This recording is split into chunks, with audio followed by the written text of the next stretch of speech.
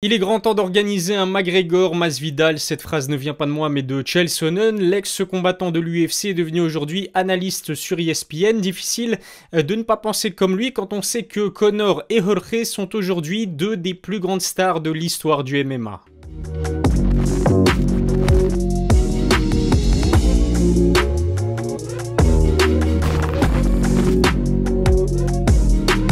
Salut à toutes et à tous, c'est Ilyes, on se retrouve aujourd'hui pour une nouvelle vidéo. Et si l'UFC pensait à un McGregor Masvidal, ceux qui me suivent depuis longtemps savent que je rêve de voir un jour ces deux combattants s'affronter à l'avenir. Au vu de leurs prestations, peut-être qu'eux-mêmes seraient très intéressés. Reste à savoir si Dana White serait partant pour organiser un tel banger.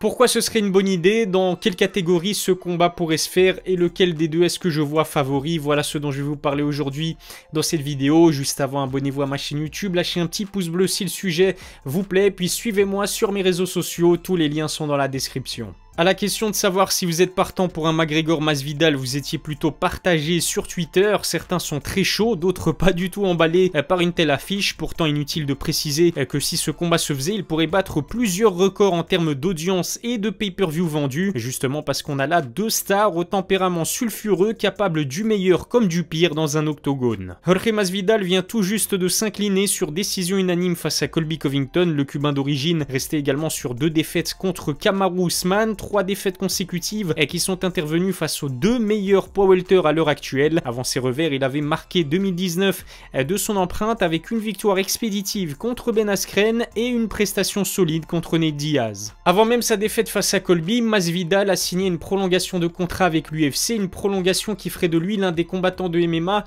les mieux rémunérés de l'histoire. L'organisation prouve encore une fois qu'elle compte énormément sur lui, qu'il gagne ou qu'il perde. C'est vrai que les combats de Masvidal génère beaucoup d'intérêt et donc beaucoup de cash. Ça me rappelle d'ailleurs un certain Conor McGregor. Le Notorious reste sur 2 défaites face à Dustin Poirier. Avant cela, Conor avait décroché la victoire contre Cowboy en 2020 et s'était incliné sur soumission contre Khabib en 2018. Hormis Cowboy, on peut dire que l'Irlandais affrontait 2 des meilleurs poids légers présents dans la division à l'époque. McGregor ne dégage plus la même confiance qu'à son prime, mais à 33 ans, il est encore très loin d'être fini. Contrairement à la boxe, au MMA et à l'UFC en particulier, les défaites ne sont pas très pénalisantes, justement parce que les combattants affrontent des adversaires dont le niveau est similaire au leur ou alors très proche. Des combattants comme Conor et Jorge, justement, ne font pas partie des meilleurs de leur catégorie, mais ils restent d'un point de vue sportif très compétitifs et surtout d'un point de vue financier très bankable. Présent à Dublin pour assister au Bellator, Conor en a dit un peu plus sur son retour en compétition. Blessé et puis opéré à la jambe, le Notorious a repris les entraînements de boxe depuis quelques semaines. Si l'on en croit ce qu'il dit, il sera d'ailleurs de retour au mois de juillet. Ce que le Notorious vise, c'est un combat pour le titre chez les légers face à Charles Oliveira. Dans son interview accordée à SeverMMA.com, Conor suggérait aux Brésiliens d'attendre son retour au lieu d'affronter Gaethje au mois de mai. Malheureusement pour McGregor, l'UFC vient tout juste d'officialiser la défense de titre d'Oliveira contre Justin. Quelle que soit l'issue du combat, je doute que le vainqueur décide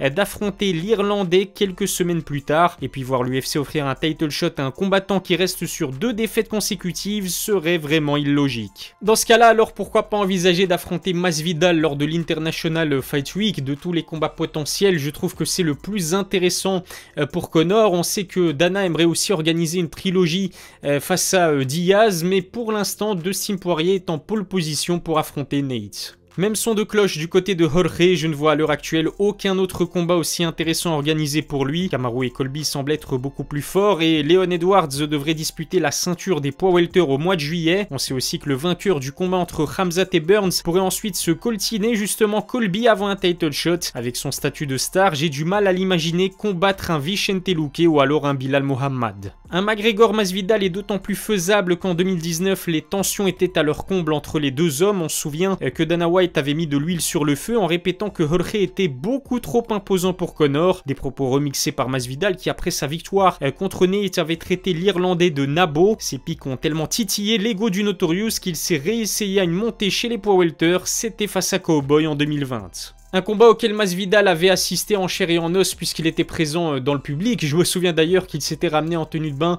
Versace, justement en clin d'œil à Conor McGregor. Mais depuis l'UFC 246, les tensions semblent s'être apaisées entre les deux combattants. Entre-temps, Conor a également laissé tomber les poids welter pour faire son retour chez les poids légers. Ce qui pose justement la question de savoir dans quelle catégorie un tel combat pourrait se faire. On sait que Conor est monté jusqu'à 85 kg pendant sa convalescence juste après sa défaite sur blessure contre Dustin Poirier. Le Notorious est totalement capable de faire son retour chez les poids welter. En ce qui concerne Masvidal, il a déjà combattu chez les poids légers, mais je doute vraiment qu'il descende de catégorie pour les beaux yeux de McGregor. Si un combat venait à se faire, ce serait probablement à 77 kg. Je trouve en tout cas le match-up assez intéressant pour les deux combattants. On sait que Conor et Masvidal ont beaucoup de mal à s'exprimer lorsqu'ils sont opposés à des lutteurs. Pour le coup, on aurait droit là à une affiche entre deux des meilleurs strikers de l'histoire de l'UFC. Rajoutez à cela leur tempérament explosif et leur passif avec la justice et vous comprendrez pourquoi il faut absolument mettre la ceinture BMF en jeu. En toute honnêteté, je vois Masvidal favori de ce duel quand on voit à quel point Dustin a pris le meilleur physiquement sur Conor chez les légers. Le fossé sera encore plus grand face à un Jorge imposant. Malgré ses défaites, le détenteur